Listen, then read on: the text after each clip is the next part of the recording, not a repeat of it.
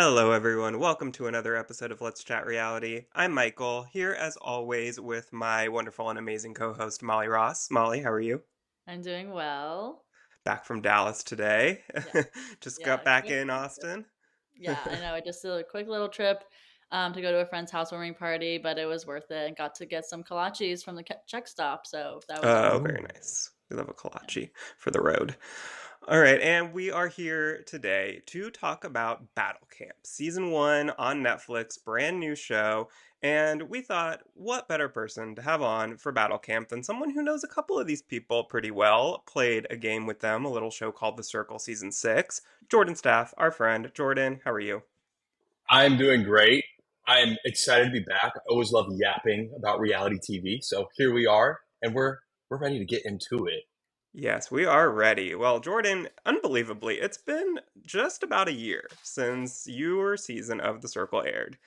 Yeah. And since we met you, we had you on the first time right after that aired. So, Jordan, what has the last year since the show has been out? Any updates on your life since the show? Updates. I got a dog.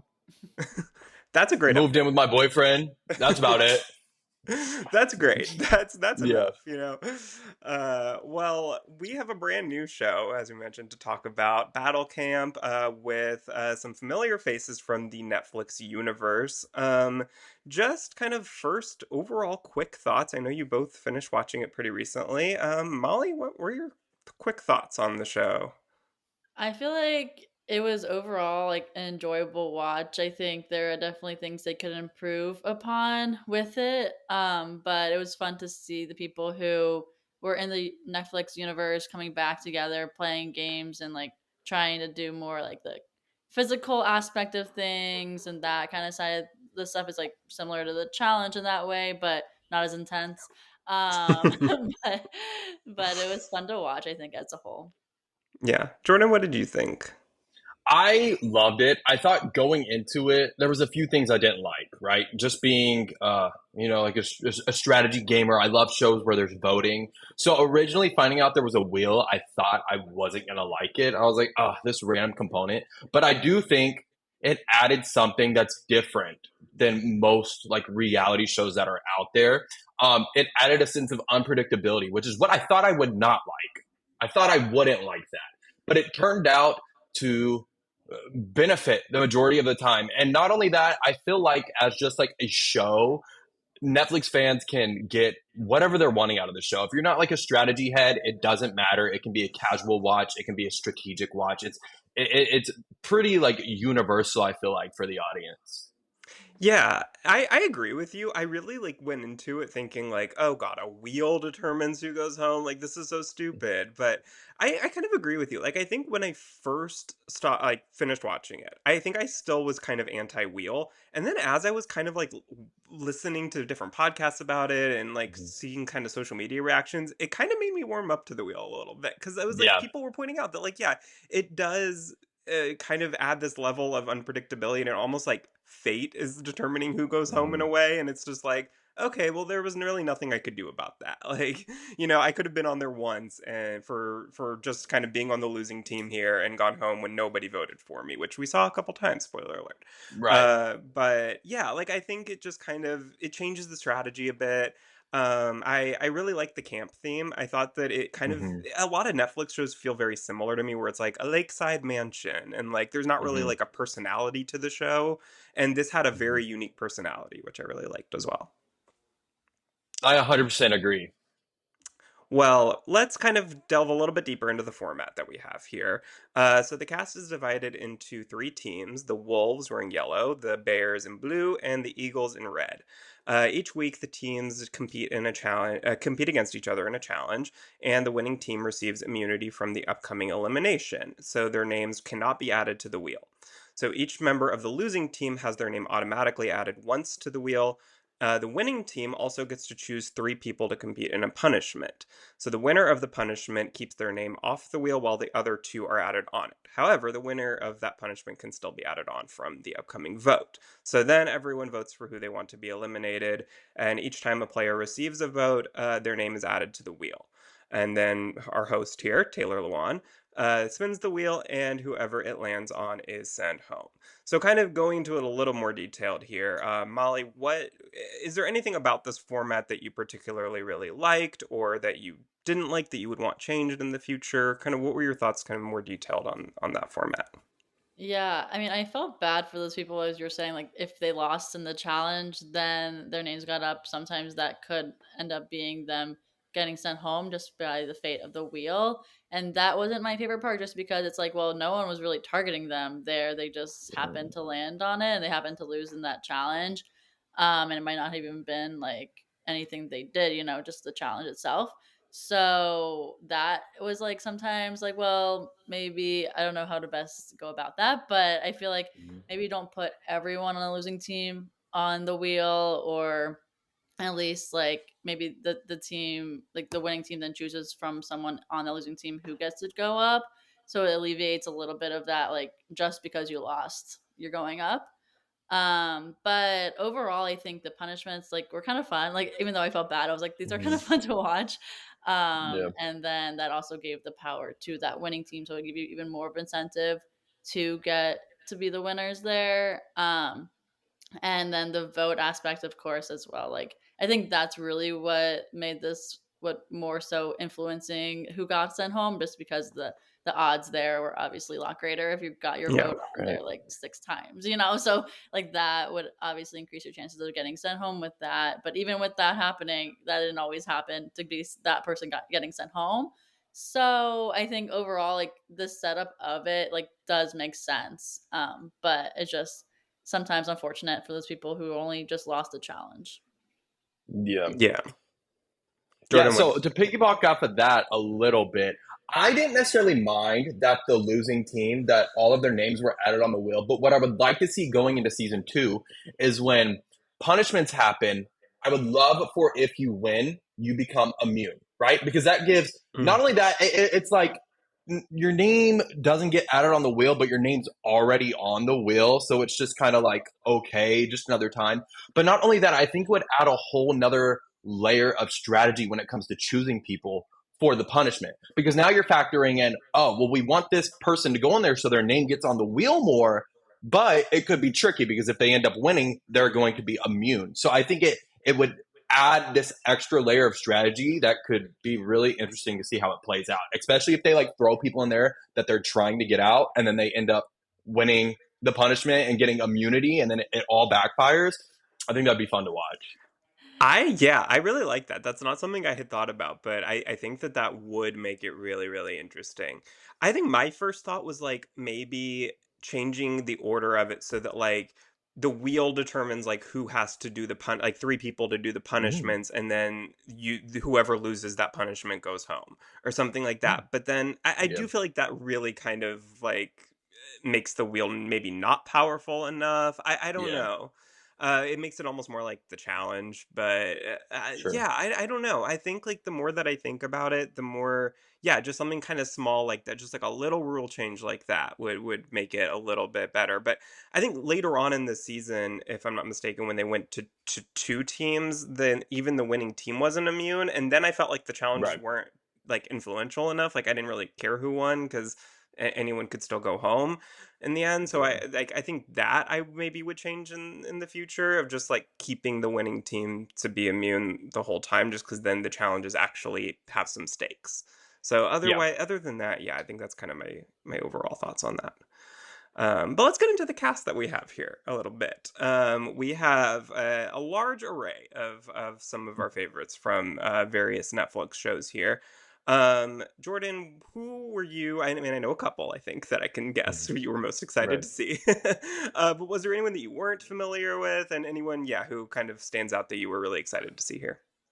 Yeah, I mean, obviously, my circle people, we know I love them, so I'm not even going to talk about them. I was excited to see Avery because just I loved her on the mole. She was fun to watch. I've met her in person. She's really fun. Um, People I didn't know that I was pleasantly surprised with.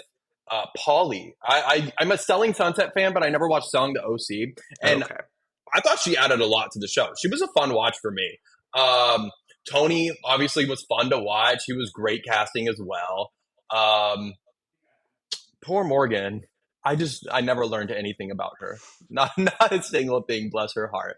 But she was there and she didn't like certain foods. Um but yeah, And she's not Lorenzo as good of a obviously a cheerleader fun watch. as Gabby. That's what we Yeah. know. Right, right. And then Lorenzo was fun to watch, obviously. Trey, obviously. But other than that, I mean, Molly, what did you think here about this cast? Yeah, I thought it was a fun cast. I was obviously also excited for the people from your season of the Circle. So QT and Kyle, they were fun to see on here. And also with Nick there too, who's actually my neighbor. So shout out to Nick. Who I haven't run into yet at the gym, but I see him posting pictures there. So One day. yeah. But I was surprised. I think like how Tony I at first I thought he was gonna rub me the wrong way, but then I kind of was like, okay, like he is entertaining, like he's just like such an interesting character that he was fun to see. And Georgia, she always mhm. brings some sort of entertainment factor, whether it's the drama with boys or just her personality. I think she's fun to watch. Um so I think it was a good cast, though. I think, and yeah, with Georgia and Lorenzo, I think that their friendship was nice to see. So with that, I think I didn't really know Lorenzo that well. Like I remembered him from Squid Games, but I didn't really. Like at the same time, I was like, oh, like who was he? And then in the You don't show, remember all 492 yeah, people or whatever it was? I know. I was Come like, on, who? Molly. And also Shuby, have to shout out Shuby too. He was great. From the Circle too. So yes, overall it was fun. Yeah, I agree. I was interested to see Irina on here because Or, she was very much a villain on Love Is Blind, and was interested to see kind of how she would come across here because I feel like she was a villain who was very aware she was a villain, if that makes sense. mhm. And I think that she probably came on here with kind of like a mission to redeem herself, Which and is so not sure annoying. if that worked. Yeah, yeah. Yeah. But yeah, I mean, I feel like pretty much everyone I was aware of except for Gabby and Morgan. I had not watched Cheers, so I mean, I'd heard Gabby's name, I think, but like I didn't really know anything about her. But yeah, I think pretty much everyone else. Oh, Bree and Louie. I really didn't know from Too Hot to Mm. Handle. I'd watched the first couple seasons Too Hot to Handle, not the latest one, so I didn't really know anything about them. But yeah, overall, I mean, it was interesting to see like Trey and Lorenzo together again after their dynamic on Squid Game, and Chase and Georgia. We know kind of had a history from Perfect Match. And Nick, and Yeah. so that was interesting to see. So yeah, we had some kind of interesting dynamics going on here, and so let's get into the show here. Kind of, we'll hit the highlights of every of each week. Don't need to go into too much detail here, but we'll kind of hit the high points. So we have our starting teams. Of the Wolves were Trey, Gabby, Louie, and Irina. On the Bears, we had QT, Shuby, Avery, and Gio. On the Eagles, we have Lexi, Tony, Lorenzo, and Georgia. So when we first kind of see this team breakdown, Molly, do you feel like these teams were pretty fairly balanced, or kind of did you think, oh, this team's gonna dominate? I thought they did a good job of balancing out the teams here. Like Mhm. at first glance, I was like, wow, yeah, like they all have like some strong guys, some maybe strong women, maybe not so strong. Like it was like all it felt like a good balance of everyone. So I thought they did a good job at that. Yeah, I think that my only thing, I feel like the Bears had a lot of they were very, it was a smart team, but I didn't know that Yeah. physically. I feel like Geo was kind of their one like really physical asset that they had. But Yeah. otherwise like QT, Shuby, and Avery, I feel like it's just like it's a very strategic heavy team. I So I was a agree. little bit worried about them. But otherwise, yeah, I feel like I didn't feel like we had like a disaster tribe like on Survivor, Yeah. New Era. We often have like that one tribe that's just gonna lose every challenge. Like I didn't really think we had that here, so that Yeah. was good. But the Eagles end up finishing the first challenge first, but they were missing a flag, so they ended up being disqualified and they ended up losing. And so that was pretty interesting. Lexi takes responsibility for that loss. Tony decides that he needs to get Lexi out so their team can be stronger. So this was kind of the first inkling we had of somebody really kind of betraying their own team, if you will. And he tells Avery that Lexi is voting for her, which gets Avery to get their entire Bears team to vote for Lexi. So Lexi ends up with quite a few spots on the wheel here, and she ends up going home. So, Jordan, did you think that this was the right move of Tony to kind of go against someone on his own team this early on? Not at all. Not this early. Like it just creates like no one's able to trust you much after that. Like it's the first round and you're turning on your team already. Not a good move. I think there's definitely a time to turn on your team, if needed, but this early, especially after one challenge, it's too early to judge how she would do long term, right? And it's like, yeah, you're opening the possibility for someone new to come on your team, but it's like you don't know who it's gonna be. Yeah. Molly, what did you think? Yeah, I agree. I think Tony was just too much of like, okay, we need to stay strong and she's not strong, so let's just get her off, and didn't think about it as like the team itself like could cause the cracks there. Just wanted to have he wanted to have the strength and didn't think Lexi would provide that. 100%. Yeah, yeah. Yeah, and I mean, like, I mean, look, probably right in the end, like, yeah, anyone could have made that mistake. I feel like, and it's just, yeah, it's one challenge. You can't really judge someone by one challenge of just like, oh, they're gonna be like totally useless in every challenge. And I feel like on this type of show, especially, like, I don't know that I would assume that every challenge is going to be physical. Like it's not Yeah, that type of show, really. So I think right. that there's certain things that Lexi probably would have been fine at, and until you kind of have a few different ones to base it off of, yeah, it's probably too early to make that call. But in the end, she did end up going home here. So we find out then in week two that every episode for the first half of the season or so, anytime someone goes home, that team is going to get a new camper, a new member is going to join. So what did we think about that? Element of the game here, because most shows, there are certain shows that do things like that. Obviously, The Circle is an example of that. But in a show like this, where there is so much money on the line, what do we think about somebody being able to come in like week six and still have their equal shot at winning this game? Molly, what do you think? Yeah, I think it's interesting because of it. Like, if I think they did it okay. Like, maybe they should have stopped adding in people a little bit earlier on than when they did, but it made it so all the teams were even. So I liked that aspect, so that it wasn't ever like, well, this team has one less person, so you're gonna have to sit out someone else, and like that would have given the advantage to the other team. So I liked it in that way that it always had that even number of people on a team. Yeah. So like I'm not mad about it. Like I like that they brought people in. We got to see more faces, so I like Hmm. that too. Yeah, yeah, that's true. I mean, I don't know. I feel like probably we get to know the dynamic of the teams a little bit better when there's fewer people all at once going on. Whereas in week one, if we had had like all 18 people or whatever it was total, like maybe we wouldn't have gotten to know certain people as well or understand the dynamic of the team. So yeah, I can see the benefit of that for sure. Jordan, what do Yeah, you think?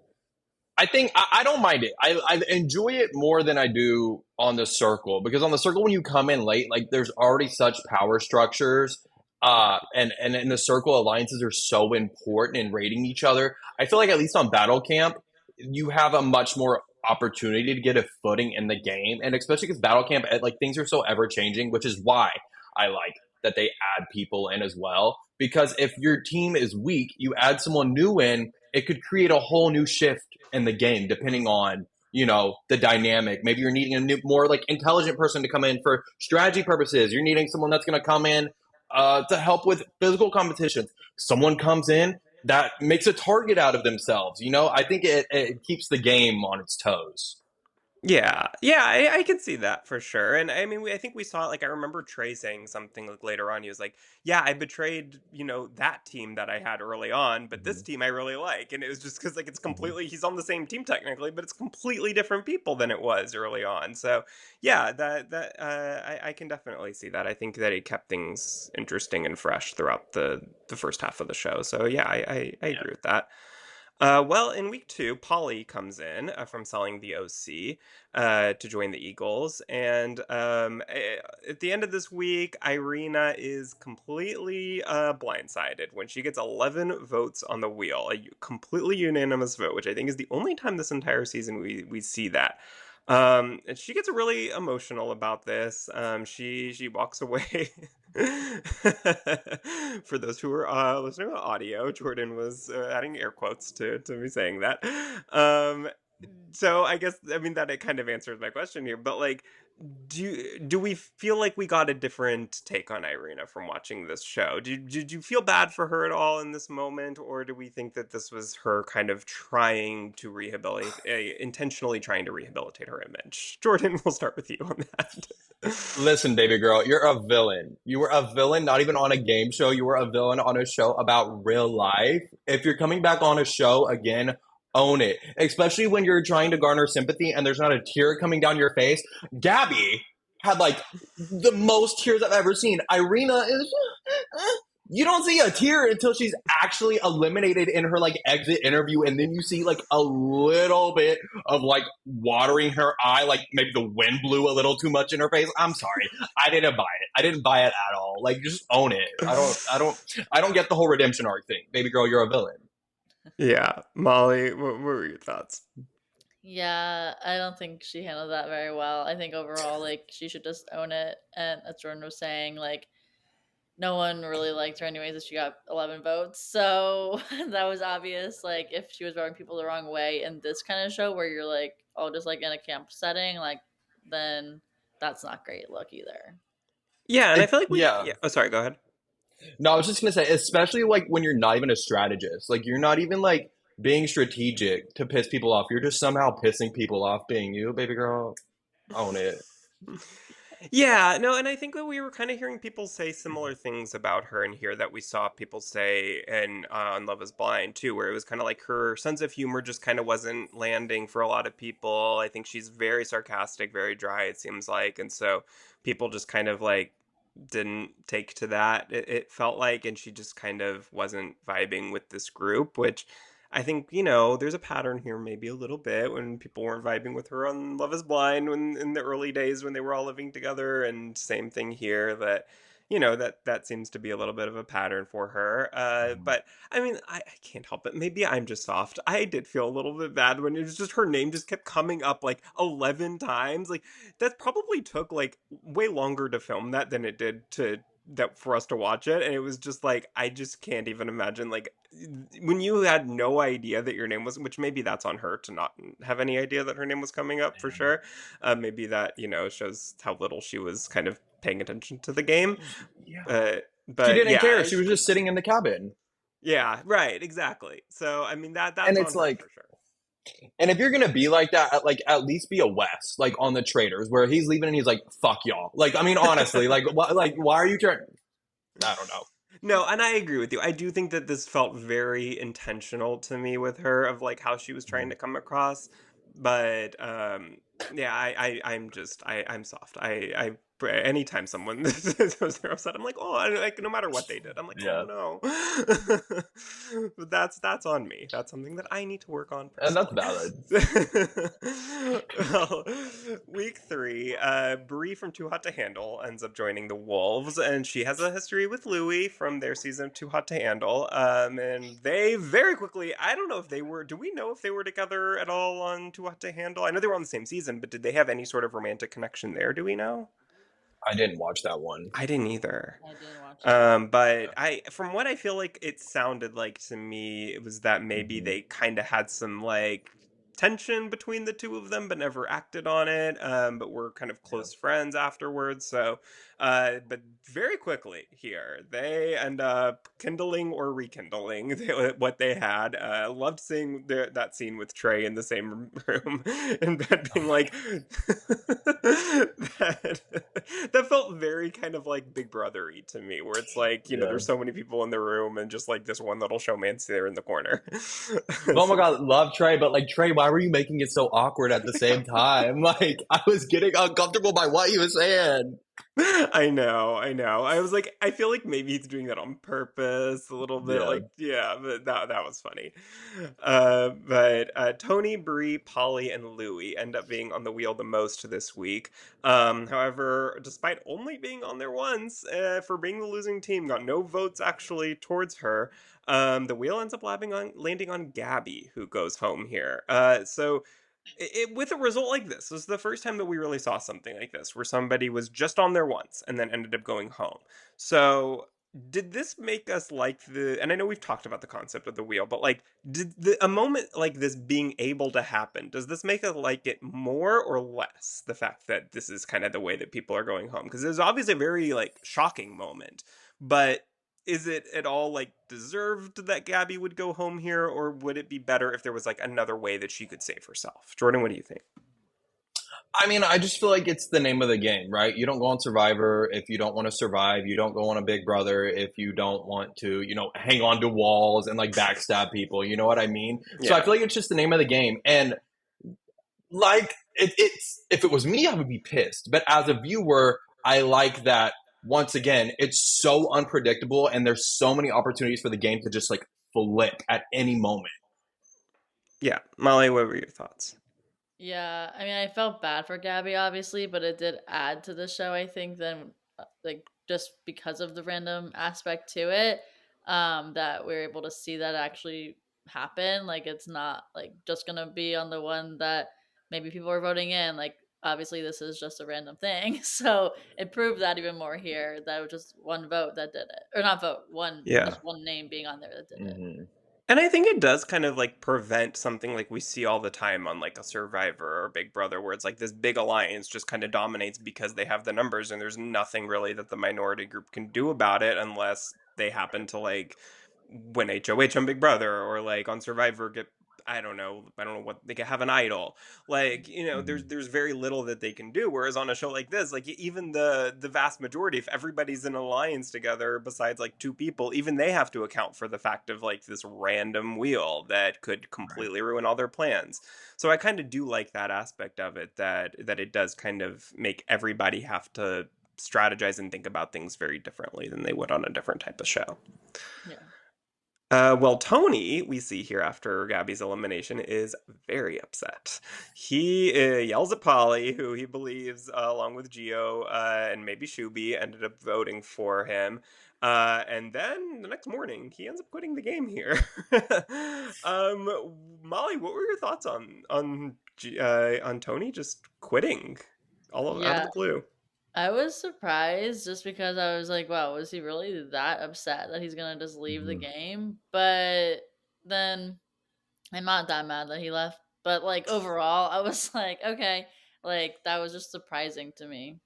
Yeah, Jordan, what did you think? Yeah, I mean, I didn't understand it. I didn't get it. Was it fun to watch? Yeah, but I didn't get it. Like, could it be me quitting the game? But I mean, pop off Yeah. icon. Yeah, like I wonder, like, did we miss something? Like, was this fight or something Yeah, I worse don't know. than we saw? And maybe like he like producers asked him to leave because maybe he got like violent or something. I don't know. That was like my Right. first thought was like maybe this actually wasn't a quit, but I have nothing to back that up. That is just me being like, Yeah. this seems a little bit weird. Like I feel like he would wake up in the morning and like be okay. Is my thought. Yeah, Like that's yeah, how I like Yeah. felt. be emotional about it in the moment, but then like once you've slept on it, I would think that he would be like fine. So I don't know. Right. But kudos to him. If this really was like, and he feels like I'm gonna not be myself here, like I'm gonna be Yeah. like drinking everyone down, like to take a step out of it. Like kudos to him. Whatever he needs. Hey, extremely unloyal to his team, but loyal to a fault to Yeah. Gabby. Yes, for sure. Well, we lost one cheerleader and gained another. Because in week 4, Morgan ends up joining the Wolves team as Gabby's replacement. And Nick from the Circle and Perfect Match joined the Eagles team. Jordan, what were your thoughts seeing your friend Nick here? Oh, it was fun to watch him. It was well, I won't get ahead, but it was Yeah. cool. It's cool that he's back. Morgan, like I said earlier, bless her heart, and that's Yeah. all I'll say. Yeah. Polly ends up telling Trey that she is debating voting for him or Louis, and this is a very important moment that ends up influencing basically the rest of the season here. That Trey tells her that Louis is more likely to vote for her in any situation than he is, and he asks her to vote for Louis and instead of him, and says that he'll remember this down the line. So Polly tells Geo about this, and then they both kind of spread the word around camp to their respective teams. And everyone kind of seemed surprised that Trey was willing to throw Louis under the bus. But Molly, do you think that Trey showed himself to be untrustworthy by doing this? Or was this just kind of, the game's the game? I think he was just playing the game, and I don't like. I think they were blowing it up a little bit too much here, of being like, "Well, he Mhm. just went against his best friend. Like, what's he gonna do to everyone else?" Like, this was a game situation. Like, this was what he wanted to tell Polly, and like, then obviously it got around. But like, I think in general, it made sense for why he mentioned Louis' name. Yeah. Jordan, what were your thoughts on this? Yeah, so yeah, it's hard, right? It was the correct move in the sense that he felt like, well, if it's not if it can't be me, it's got to be someone else. But I think what the tricky part about this game is you have to know who you're playing with, which was like a bit of my downfall on the circles where you kind of think everyone's thinking the same way as you. And especially when you're talking to like Polly, who is a real estate agent, like she's not a strategist. I think there's a better way to manipulate it without straight up being like, will you vote for him? Like, I think there was a way he could have talked to the non gamers better to twist it and make it seem like it was their idea rather than his. Yeah, I totally agree with that. I think that there was a way for him to like explain to Polly like why he is better for her game than Louis Mm-hmm. without like actually like and I guess he really didn't ask her. Like she I think asked if I remember right. She said to him, "So are you asking me to vote for Louis instead of you?" And then he's just replied and said yes. But I don't think that if I remember right, like I don't think he ever actually like literally asked her to do it. But I do think that probably he could have like maybe answered that, gone about it in a less direct way to where he could kind of without lying like get himself out of it a little bit and and I don't know, like I don't know that there was a great way the way this conversation was going, but I think this was tough because it probably like I understand people thinking he's untrustworthy because of this, at least like this week. Yeah. I think like later on when this is still being brought up, like 4 weeks later, like, that's a little much. But yeah, no, I agree with that. I think it's always better when like someone feels like they came up with an idea on their own rather than you planted it in their head. Yeah. But easier said than done. Uh, then Taylor, our host, tells everyone at the next wheel ceremony that tonight is a double elimination. Louis and Bree end up being the ones eliminated here. Fate brought them together and kept them together in the afterlife, it feels like. Now, I was reading that they're not together currently today. Spoiler alert. But so I don't know if they're in contact at all, but apparently they are not together. So this was a camp summer romance, I guess. Yeah. Yeah, very short uh, lived, probably. yes. Well, then we have Chase from Too Hot to Handle and Kyle Jordan from your season of The Circle end up joining in week 5. And Taylor lets everyone know that these are the final new arrivals. So they are now going from 3 teams to 2 teams and doing a schoolyard pick to determine those teams. With Chase and Kyle as the team captains, who get to go first in a schoolyard pick. So our new teams here are the Bears team. We have Kyle Morgan, QT, Shuby, Avery, and Gio, which really isn't all that different from the original Bears team. And then the Eagles, we have Chase, Nick, Lorenzo, Georgia, Polly, and Trey.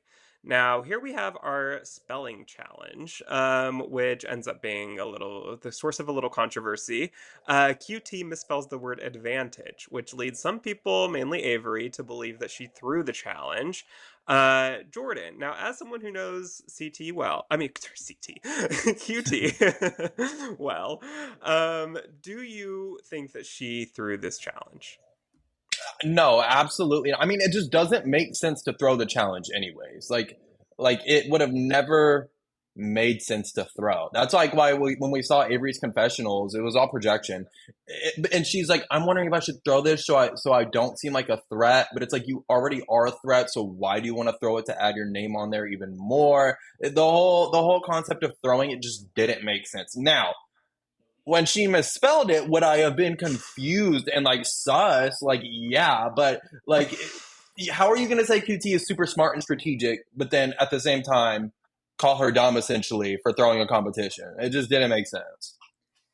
Yeah, I didn't believe that. I mean, obviously we knew QT just felt like she also in her confessionals was saying how she was like just tripped up in the moment, just super stressed and like just couldn't think straight, which I also think I would feel that way. Like where like Mhm. sometimes when I'm spelling out loud, especially, it's like I can write it perfectly, but when I'm saying the letters, I can trip up on Mhm. that. That like I understood why she would have gotten it wrong too, even though like yes, like looking at it from the outside, looking in, you're like, oh my gosh, how does that happen? But it's just like just happened to be bad situation for her in that moment. Yeah, Yeah. I mean, it's like on the challenge, we see those trivia challenges where it's like you could. I mean, they literally asked Johnny Bananas like what language is spoken in Australia, and he didn't get it right. Like, I mean, I don't know if he would have on land either, but I mean, like in that moment, like you just, I think I wouldn't be able to spell my own name right, probably, like in a moment Yeah. like this, like that. I feel Well, like it's just, yeah, it's so easy on the couch to be like, how did you misspell that? But in the moment, it's very stressful. it's also like production had to have known that as well, considering the words they were giving them. Like the words were easy. So Yeah. if they were thinking people weren't gonna mess up and like be under pressure, the words would have been more difficult. Yeah, for sure. And yeah, I think you're right. Like when Avery said like, "Oh, she threw that." Like my first thought in my mind was like, "Am I missing something? Like why would this be advantageous for her to throw this?" Like this Right. feels like such a large thing to do for something that like may have very very little dividends. Like Yeah. so it just didn't quite make sense to me, but I think like I feel like Avery probably just got in her head about it, where it's like she just convinced herself of it, and then everything that QT said, every memory like that she was thinking about watching it back in her head, like just was kind of convincing her. Like it was just everything, every little thing. Once you kind of have this idea, like everything just makes it more like seem more likely and convinces you Well, that you're right. 100%. And it's also like if QT did throw the comp, like from Avery's perspective, it would all make sense. Like she's talking Hmm. about she wants to open a bookstore. She's like she Right. reads a lot, but it's like Shuby also misspelled the word, and no one cared about that. Shubi can do no wrong. Shubi Yeah. Shubi could kill me and I'd say thank you. Like then this escalates, and at the wheel ceremony, Avery calls Trey out for asking Polly to vote for Louis the week prior. She says, this true colors are showing. And then later, QT and Avery get into it, where Avery calls QT calls Avery out for spreading the rumor that Mhm. QT threw the challenge. I thought QT handled this really, really well. I don't know that I would have handled this as well as she did. Yeah. Like, I think that QT seemed to have a comeback for everything Avery was accusing her of, and if I were, I think the rest of the crowd, I think that I would be convinced by QT here. Like, I don't think that I would, after all this, think that she threw it. Still, I don't know. What did you? 100%. She was so calm in what she was Yeah. saying, and she just had like an explanation. Baby girl, I would have gotten heated. I would have been. I couldn't have remained as calm as QT was. So kudos to her for that, and I think that's what helped her in the long run. Yeah, for sure. Because after this, it feels like nobody thinks about anything about it. Yeah. Once Avery leaves, like nobody else, this doesn't continue, which kind of surprised me. Yeah, Molly, what were your thoughts?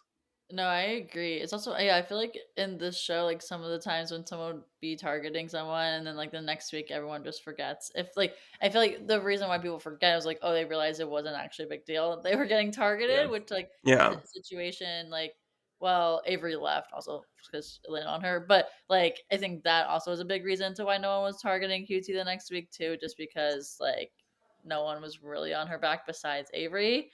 And then like because of her explanation too. She did a great job in just explaining why she misspelled it. Mhm. Yeah, and it was interesting to me because obviously the Trey stuff still continued throughout the rest of the season, but QT's really didn't. And I guess it's very different things. Like I think the QT thing was very, very minuscule, like in the Yeah. long run, whereas the Trey thing maybe is a more of like, can I actually trust this person?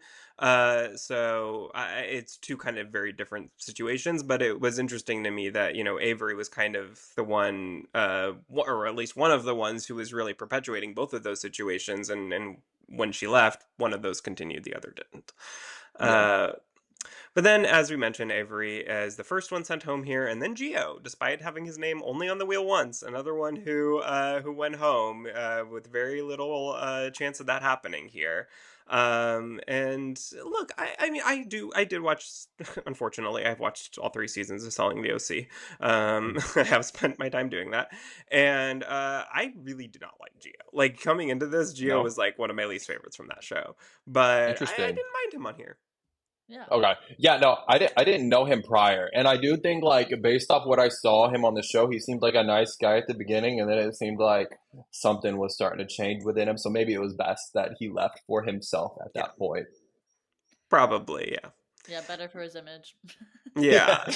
Yeah, because I think Gio is like very, on Selling the OC at least, like he's very cocky. Very like, I'm the Oh. best real estate agent. I've sold all this property. Like he's very, very cocky on there. So maybe this is just kind of a different situation, where he's very confident in himself on real estate. Maybe, on a show like this, he's kind of inexperienced, so it didn't come across that same way. Yeah. Um, but yeah, he is. Both of them are out here. So the first time we're actually getting down on the numbers. So Trey starts to feel like Chase is distancing himself at the beginning of week 6 here. He tells Kyle that he is going to vote for Chase tonight. And then Kyle goes and warns Chase about this, which gets Chase very upset. And this really starts this kind of Trey Chase rivalry that we see for a little bit here. Um, Molly, what were your thoughts? Like, if you were in Trey's situation, do you think you would have, with feeling like Chase is kind of distancing himself, maybe feeling like you're kind of on the bottom of your team, do you think this is the right time for Trey to make a move, or maybe did this kind of put a bigger target on his back than it needed to be? Yeah, I don't think he should have tried to make a move in that moment. Like maybe try to just lay it out, like just be there for a little bit longer and not try to cause more of that drama. But I think in this game is obviously a short game too, that it's like Trey's thinking, well, it's now or never kind of thing. Hmm. And he didn't want to get targeted himself. But I do agree. I mean, Trey was on the bottom, so he was trying to do what he could in that way. But I think there could have been just a better way about that. Yeah, Jordan, what did you think? Yeah, I mean, I think ultimately Trey was just trying to find a footing in the game. And it was like he would climb the ladder and then he would break and fall back down. And I think that was kind of his like, it just kept happening to him. He just kept trying to find a footing in the game. And it all stemmed back to that conversation with Polly. Like, if he would have just went about it in a little different way, like we were saying, make it seem like it was her idea rather than just straight up being like, yeah, I'll turn on my bestie. Like, yeah, I don't know. What can you do at that point? Yeah, I agree. And I think like Trey has said, like I've heard him say in interviews that the fact that there was this wheel like allowed him to play this way. Like where Yeah. if this was Survivor or Big Brother, he probably wouldn't have, but because there's always this chance, like you're never just kind of going into an elimination, you're going to get all the votes and you're going to go home. Like there's always a chance that you could get all the votes and still stay in the game. So I think that kind Mhm. of gave him the freedom to feel like he could play this way. And that's, yeah, I mean, like we've talked about a bunch here already. Like I think that's an advantage to having this type of format where there's this element of randomness. So it keeps it fun. But Yeah. then Morgan is eliminated here, unfortunately. Our picky eater queen is gone. But at the start of week 7, Kyle and Chase came up with a plan to vote for Trey. They fill Shuby in on the plan, and Trey is right there. He was with Shuby when they asked him to come up and talk, and Trey asked Shuby like, "What were y'all talking about?" And this is when like we love Shuby. Shuby can't lie. Like Shuby's just Yeah. kind of like, no, you're talking about someone else, not you, but if it was you, it wouldn't have been very good. Like, Yeah. I loved that moment. So Trey, is able to gather here that Kyle is plotting against him with Chase, which took him by a little bit of surprise. The Eagles all decide to vote for Kyle, but Chase is still conflicted since he wanted to vote for Trey and had been talking about doing that, and he ends up still voting for Trey. So this was kind of this moment where it was like, is Chase justified in doing this because of, his beef with Trey in the past and not being able to trust him? Or should they have, they had conversations where they decided, like, okay, we're going to put the past in the past. Like, should he have continued to go along with that and, voted with his team? Jordan, what do you think? I mean, listen, I'm not going to say what he should have done in terms of his vote, but if you're going to vote for Trey, at least lie about it. Try to cause a little chaos and make it seem like, no, like I definitely voted for Trey and it was someone else. And like, at least, like, why just own up to it like that? You're not, it doesn't make you look good. I mean, at least lie. It's like you look bad no matter what. Yeah, I think I kind of forget that these are private votes because it's like you Yeah. see the vote count obviously on the wheel, and then we see them, who voted for who. But yeah, these are private votes, and I don't really think anyone lied about their votes. Like this entire No one season, I even don't lies to it. remember any of that ever really happening. So yeah, Yeah. that's interesting. Molly, what did you think Chase should have done here?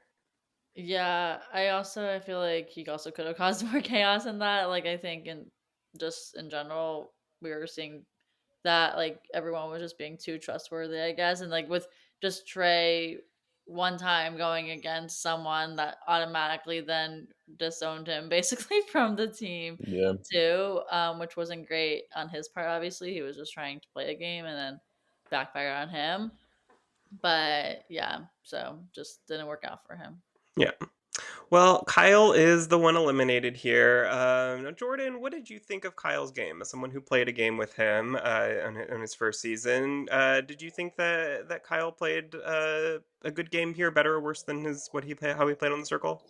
Oh, definitely not better than the circle. I mean, I don't know. I don't know what he was thinking just coming in and like very obviously having a number one and then just trying to like run things. The two alpha males just trying to run things immediately, super obviously. Yeah. Listen, Yeah, listen. and it's interesting because, like, my understanding is that this filmed before your season of The Circle aired. Is that Yeah, correct? Okay, yeah, so nobody had seen QT or Kyle's game, so I feel exactly. like that's a huge advantage in a lot of ways. Where it's like nobody's seen the way that either of them played on The Circle. Like they could very Right. much kind of come up with their own story of how things worked, like on there and how they played and nobody has this preconceived notion of them that they do with most of the other players. So I think that yeah, he probably could have taken advantage of that a lot more than I think he did here. But it was fun to see him again, and see him and QT together, of course. Yeah. Well, then week 8, we have a change here. So the game is now individual. So we're kind of entering this new phase at the end game here. And the next morning at breakfast, Chase and Trey argue because Chase says he's very upset at Trey for spinning a narrative that what they did was similar to each other. Chase says that Trey voted for his friend and he could never do that, which is why he did not vote for Kyle. Trey says he also didn't vote for his friend Louis. He just asked Polly to do that instead of voting for him. Mhm. So, Molly, whose side were you on in this argument here? Yeah, it was an interesting conversation. But I'm more on Trey's side here. I just think like obviously he didn't vote for his friend, but like trying to just spin that, I guess I don't know. It's just all I think they were just too much in their heads about this whole it's like you can let it Mhm. go now. Like it's okay. Like just move on from it. Yeah. Yeah. Jordan, what did you think? I just think, yeah, I mean, I'm Team Trey. I just think Chase has been on a lot of shows and he's got a bit of an ego and he thinks he can never be in the wrong. And I also didn't like the way that he was like talking to Trey like this over the whole like table. It's like, sit down. You're Yeah. doing way Yeah. too much. Are you trying to like assert dominance? It's just so unserious. It's like we're literally at camp. Like we are literally having breakfast at camp. Why are we over the table like that? Yeah. Yeah. Yeah, I agree with that. I think that Chase doesn't want to like I think he has this image of himself like, "Oh, I am so like holier than thou almost." Like where it's like Yeah, I would never do what Trey did. Like what playing this game the way that it's intended to be played is so immoral and like I don't know I feel like it's like a faithful on the traders who like can't imagine a trader doing anything yeah. traitorous like I feel like there's a little bit of that in there. But like, what was? Does anyone remember his track record with women on Too Hot? Because I I'm did having a watch hard that time season. remembering. But was he I a loyal did. boy then? Do we know? Yeah, I'm gonna guess no. Yeah, I think that's a solid guess here. yeah. But I did watch that season, but I really don't remember much about it. But even Hmm. on like Perfect Match, I'm not sure I remember what exactly his relationship situation was there. But yeah, I think if you went back, you could certainly find things with Trey that he did that would make this feel hypocritical. With Chase. Um, what? You mean with Chase? Oh yeah. Oh, Yeah. should I say Trey? Yeah, Oh, Yeah. yeah, oh, I yeah. meant Chase. Yeah. Yeah. No, you're good. uh, but I did love the moment where QT said something like, "Oh, like I could vote out my mom and wouldn't be as upset," and Chase was like, Yeah, "Well, Trey did that too." So I thought that was yeah. That you got him there. That's Oh, good. it's good. well, Nick, unfortunately, with 4 spots on the wheel and Trey with 6 spots on the wheel, are eliminated here. So two very big personalities, influential people on this season, kind of left right before the finale here at the same time here. Yep. So that was sad to see, but glad they were both there as long as they were. I would Yeah, say. it almost seemed like Nick wasn't gonna make it very far when he had so many Yeah. votes his first episode, and then he got lucky in that double elimination, getting safe there. So once he was safe there, I was like, okay, now he's probably gonna be fine. Because then he didn't get votes now until here, or like Yeah. again after that initial vote he was in on the wheel so many times. So it was good to see him at least as long as he was on the show. Right. Yeah, and I hope we see Trey on something else. I think that he definitely proved himself with this Mhm. show that he is willing to make big moves, entertaining to watch. Of course, we love Leanne as well, and I hope we see them both on Mhm. something else very soon here. But we are going into the finale now. So we find out how the final week is going to work. Contestants now want their names to be on the wheel because whoever it lands on in the end will be the winner. So to get spots on the wheel, they will compete in various punishments from throughout the season. The top 3 of each punishment will earn a spot on the wheel. And then in the end, everyone votes, and those votes fill up the rest of the spots. So, Molly, what did you think of this finale format? I think that made sense. Obviously, like you're not gonna just like you have to have someone on the wheel to win it. At this point, like it's not like you're Yeah. getting anyone voted out. So with them swapping that out, like obviously that made sense. And it was interesting to see how they had to do the different punishments, which like Mhm. those I think like some of them I'm like, why do they have to do these again? But others I was like, okay, this is kind of fun. But overall, like I think it was a good format for it to be just like getting your name placed onto the wheel. Mm-hmm. Yeah, Jordan, what did you think? Yeah, no, I agree with that. I Here's what I will say. I did like how the 3 punishments kind of gave everyone an opportunity. There was like a mental game, which was like the plank game. There was the physical, which was holding on. And then there was the ice bath. I don't think we needed to see the ice bath again personally. I do think the Yeah. ice bath could favor some people more than others. It's like the more muscle you got, the more internal heat. But at the same time, it is like more mind over matter to an extent. I do think we could have subbed out the ice bath, but I did like how it did give like a variety of different types of challenges, so where everyone had a shot at getting their name on the wheel.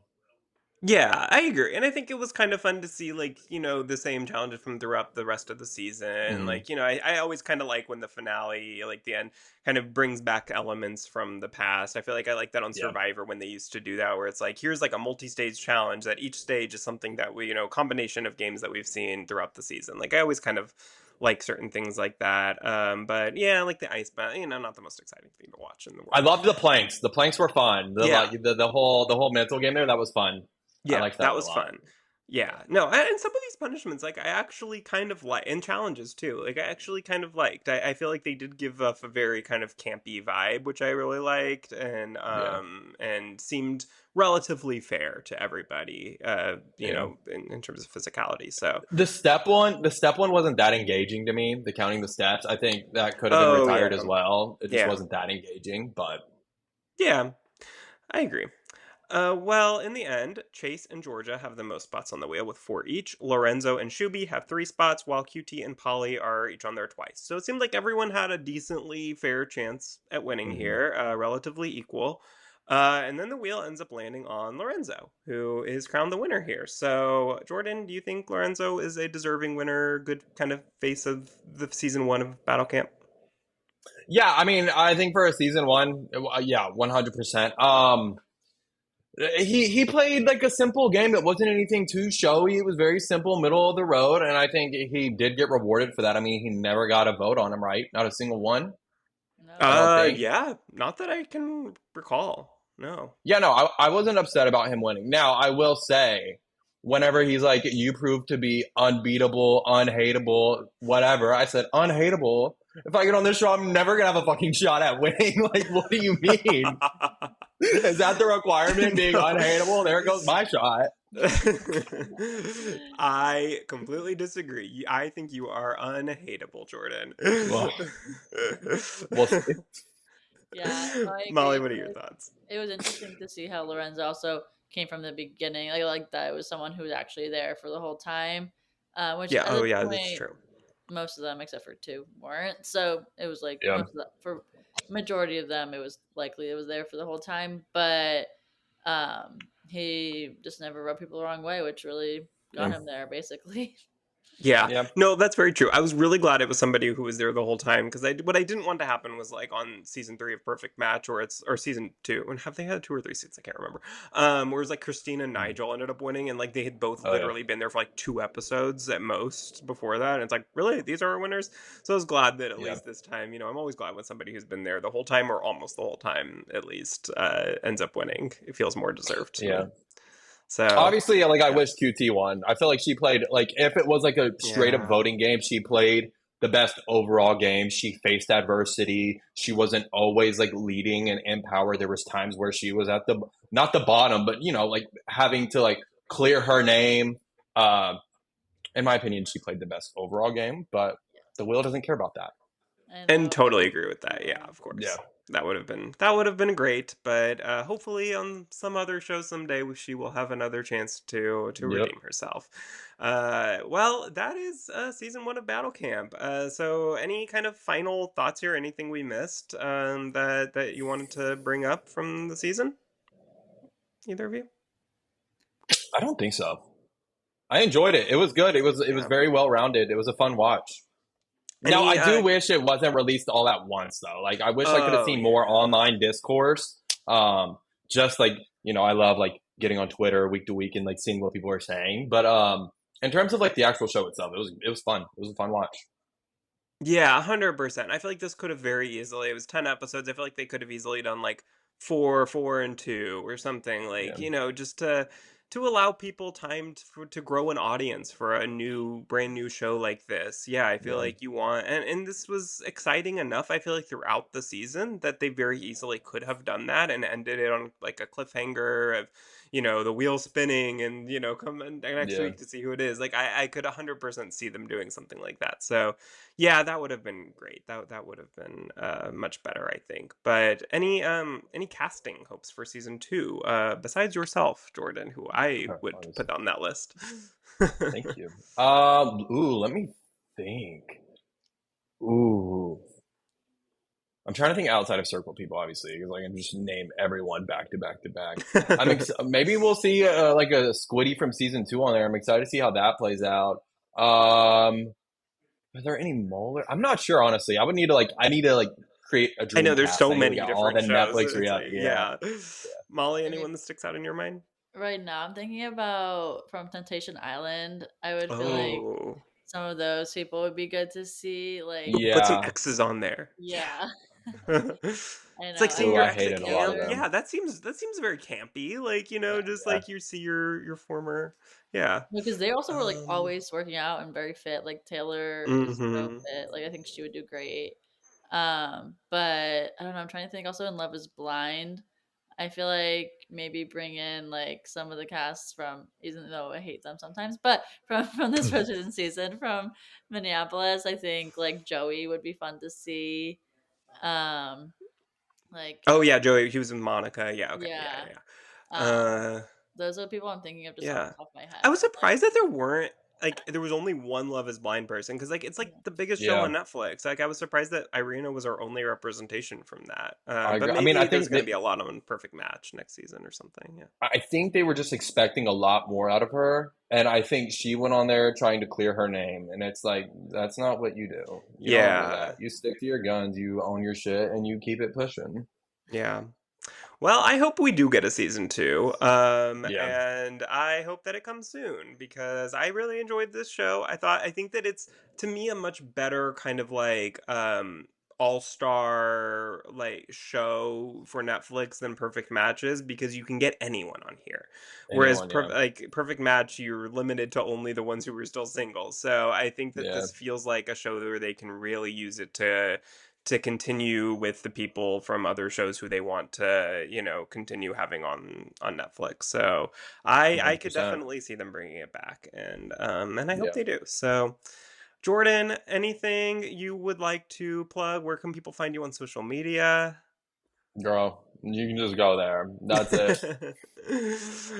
All right. Well, Jordan, always a pleasure. Thank you so much Thanks for for having coming me. back on. I'm sure we will have you back very soon. So, Yup.